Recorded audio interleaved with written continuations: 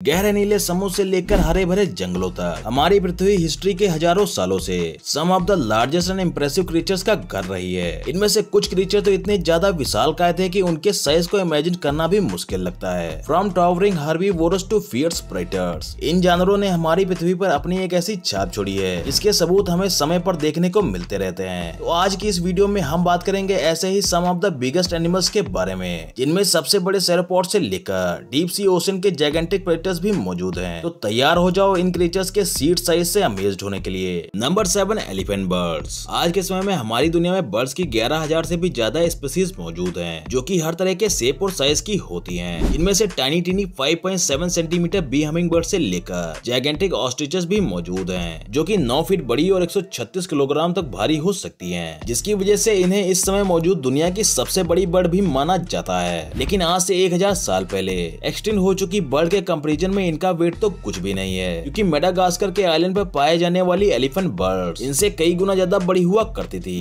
जिसका अंदाजा आप इस एग को देखकर लगा सकते हो। इस एग को आज तक पाया जाने वाला दुनिया का सबसे बड़ा बर्ड एग भी माना जाता है, जो कि 30 सेंटीमीटर बड़ा और 10 किलो तक भारी हो सकता था, यानी कि एक मुर्गी के अंडे से 150 गुना ज्यादा बड़ा। आज के समय सबसे बड़ा अंडा ऑस्ट्रिच का होता है, जो कि एलिफेंट बर्ड्स के अंडे के 7th ऑफ द वेट और हाफ ऑफ द हाइट होता है। तो आखिर ये कितनी बड़ी थी?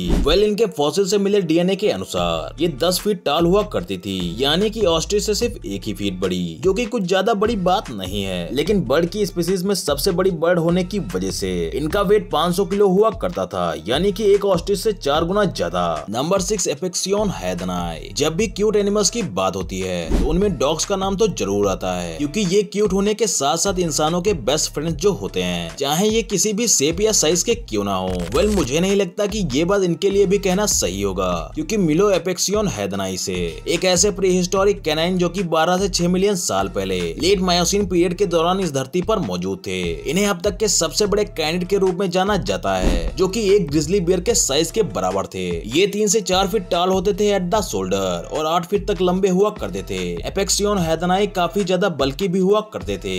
यूजली इनका वेट 125 किलो तक हो सकता था, यानी 70 चिहुआस के वेट के बराबर। इनका एक स्पेसिमेन तो ऐसा भी मिला था जिसके अनुसार इनका वेट 168 किलो तक हो सकता था, यानी कि स्मॉल ग्रिजली बियर के वेट के बराबर। लेकिन इनके और ग्रिजली बियर में साइज ही एक कॉमन चीज नहीं थी, क्योंकि ये बोरोफंगजेनिस सब फैमिली ऑफ कैनाइन से बिलोंग करते थे। इसका मतलब होता है बोन क्रशिंग डॉग। अगर आज ये इस धरती पर मौजूद होते तो शायद बेस्ट गार्ड डॉग्स बनते। नंबर 5, लीडसिक्टियस। साल 1886 पीटरबर्ग इंग्लैंड के फार्म में पैलियोंटोलॉजिस्ट को एक ऐसा फॉसिल मिलता है जिसे वो स्टेगियोसॉरस की बैक की प्लेट समझ रहे थे। लेकिन जैसे जैसे वहाँ वो और खुदाई करते हैं, वैसे वो और भी अनश्योर हो जाते हैं इस क्रिएचर की अपीयरेंस को लेकर। फिर और रिसर्च करने के बाद उन्हें ये पता चलता है कि ये फॉसिल स्टेगियोसॉरस का तो छोड़ो, बल्कि किसी भी डायनासोर्स का भी नहीं था, क्योंकि ये फॉसिल रिमेन्स थे एक जायंटिक प्रीहिस्टोरिक फिश लीडसिक्टियस के, जो बाकी सारी बोनी फिश के कंपैरिजन में सबसे बड़ी हुआ करती थी। लीडसिक्टियस आज से 165 मिलियन साल पहले लेट जुरासिक पीरियड में इस धरती पर मौजूद थी। इनके बारे में ऐसा बताया जाता है कि इनका साइज 55 फीट हो सकता था, यानी कि एक स्कूल बस से भी ज्यादा।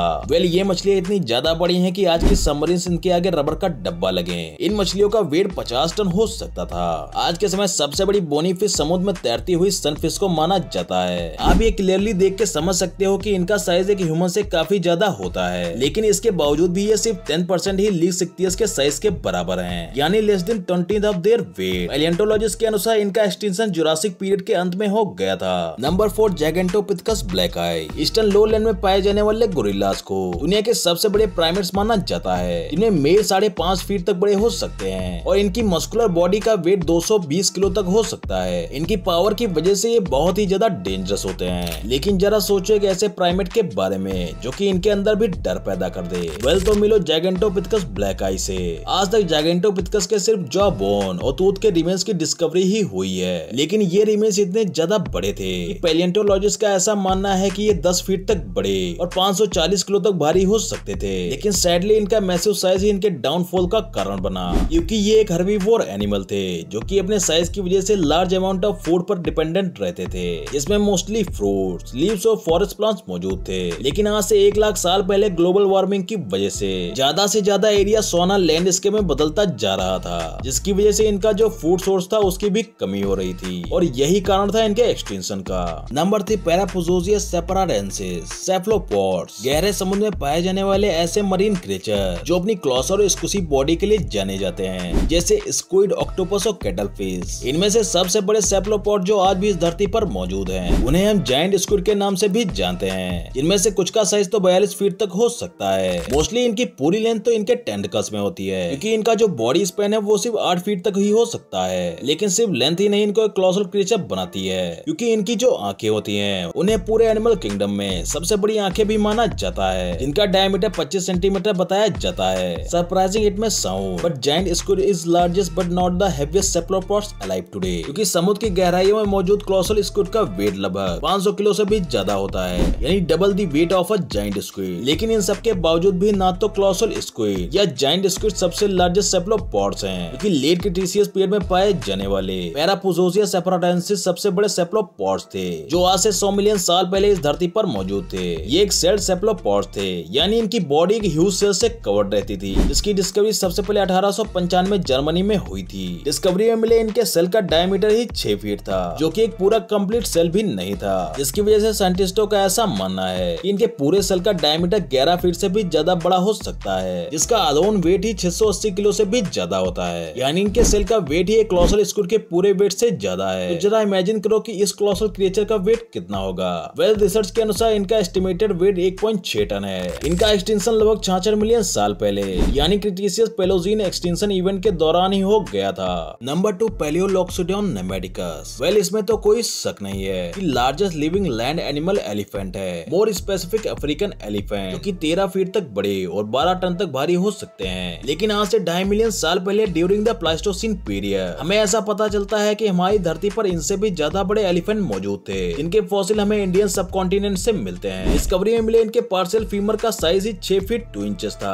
जिसके बाद पैलियोंटोलॉजिस्ट के अनुसार ये एंशिएंट एलिफेंट, जिन्हें हम पैलियोलॉक्सोडोन नेमेटिकस के नाम से भी जानते हैं, वो लगभग 17 फीट तक बड़े हो सकते थे, यानी किसी भी मॉडर्न डे एलिफेंट से काफी ज्यादा बड़े, यहाँ तक कि एक इंसान और टीरेक्स की कंबाइंड हाइट से भी ज्यादा। इसके अलावा ये बल्कि 20 लगभग 24 टन से भी ज्यादा भारी हुआ करते थे, यानी double the weight of African elephant, जिसका अंदाजा तो आप इनके स्कल को ही देखकर लगा सकते हो। वेल ये तो कुछ भी नहीं है, क्योंकि इनके सिर्फ टस्क का साइज ही 12 फीट था, यानी twice the length of African elephant. और इसी की वजह से पैलियोंटोलॉजिस्ट का ऐसा भी मानना है कि ये लार्जेस्ट लैंड मैमल्स थे। नंबर 1, पैरोसोटस। धरती पर शायद ही ऐसा कोई एनिमल होगा जो अर्जेंटिनोसोरस के साइज को टक्कर दे सके, लेकिन हमारे समुद्र में ऐसे भी कुछ क्रिएचर मौजूद हैं जो कि किसी कोलोसल टाइटन के साइज के जितने हैं, जैसे कि स्पर्म वेल्स, जो कि 60 फीट बड़ी और 80 टन तक भारी हो सकती हैं। लेकिन ये भी अर्जेंटिनोसोरस से काफी ज्यादा छोटी हैं। लेकिन ऐसा कहना क्या ब्लू वेल्स के बारे में सही होगा, जिन्हें हम लार्जेस्ट लिविंग एनिमल के रूप में जानते हैं। वेल इन लेंथ ये दोनों अर्जेंटिनोसोरस से काफी ज्यादा छोटी पड़ जाती हैं। इनकी लेंथ ही 100 फीट से भी ज्यादा बताई जाती है। लेकिन अगर हम लेंथ को साइड में रख दें तो क्या ऐसा इनके वेट के लिए कहना सही होगा, क्योंकि आज तक सबसे बड़ी ब्लू वेल का वेट 200 टन से भी ज्यादा बताया जाता है, which is almost triple the weight of Argentinosaurus. लेकिन सरप्राइजिंगली हमारी धरती पर एक ऐसी वेल भी मौजूद थी जिनका वेट इनसे भी ज्यादा था, क्योंकि आज से 39 मिलियन साल पहले,